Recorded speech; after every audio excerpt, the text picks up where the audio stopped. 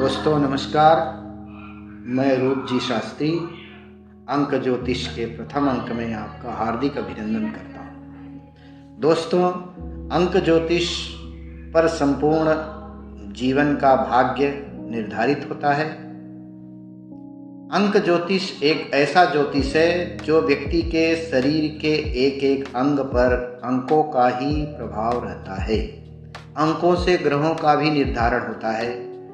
अंक जिस तरह से हम यदि जानना चाहेंगे तो ग्रहों का प्रभाव अंकों के साथ कैसे संयुक्त है, उसके बारे में हम चर्चा करेंगे। सबसे प्रथम अंक है एक अंक का स्वामी सूर्य होता है और सूर्य ग्रहों का राजा होता है। तो एक अंक का प्रभाव जिस मनुष्य के ऊपर पड़ता है वह राजसी स्वभाव का होता है। उसके अंदर राजसी तत्व विद्यमान रहते हैं। वह निश्चित तौर पर जिस क्षेत्र में कार्य करता है उस क्षेत्र में वह प्रमुख बन करके काम करता है। अब एक अंक का प्रभाव क्या है? उसका नाम, उसकी शोहरत, उसकी प्रसिद्धि होती है, समृद्धि मिलती है और स्वतंत्र रहता है। वह स्वतंत्र प्रभाव पर कार्य करता है।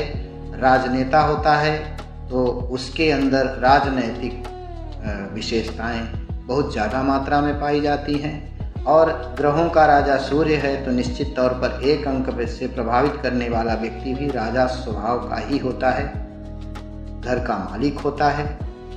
अब ये समझ लीजिए कि घर के माता पिता जो होते हैं वह घर से ही शुरुआत की जाए तो घर का प्रमुख सदस्य जो है एक अंक से प्रतिपादित होता है। तो यदि आप अपने घर में एक अंक वाले व्यक्ति से हमेशा आशीर्वाद लेते हैं, यानी घर के प्रमुख व्यक्ति से आप हमेशा आशीर्वाद लेते हैं, तो वह तत्व आपके अंदर हमेशा विद्यमान रहेगा। अब हम देखते हैं दूसरा अंक। दूसरा अंक यह है जो शांतिपूर्ण होता है, जो बिल्कुल रचनात्मक होता है, सुंदरता दी जाती है, दिमाग का खेल रहता है, वहाँ खुशी होती है, भावनाएं होती हैं, प्यार और रचनात्मकता, कला इत्यादि उतार चढ़ाव जीवन का भी 2 अंक से प्राप्त होता है। जो व्यक्ति 2 अंक को प्रभावित करते हैं वह अपने जीवन को उतार चढ़ाव में ही व्यतीत करते हैं। अब हम चलते हैं तीसरे अंक में। तो तीसरा अंक गुरु यानी ज्ञान का होता है। ज्ञान निश्चित तौर पर एक महत्वपूर्ण साधन है। यदि व्यक्ति के अंदर ज्ञान होता है तो उसका नया जन्म होता है।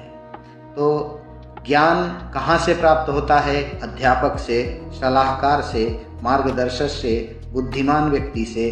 परिवार में एक बुद्धिमान व्यक्ति होता है, उससे सलाह लेकर के जो नैतिक मूल्य पर ज्ञान की शिक्षा का विस्तार करे और गुरु के रूप में मार्गदर्शन करे, वह अंक 3 का होता है।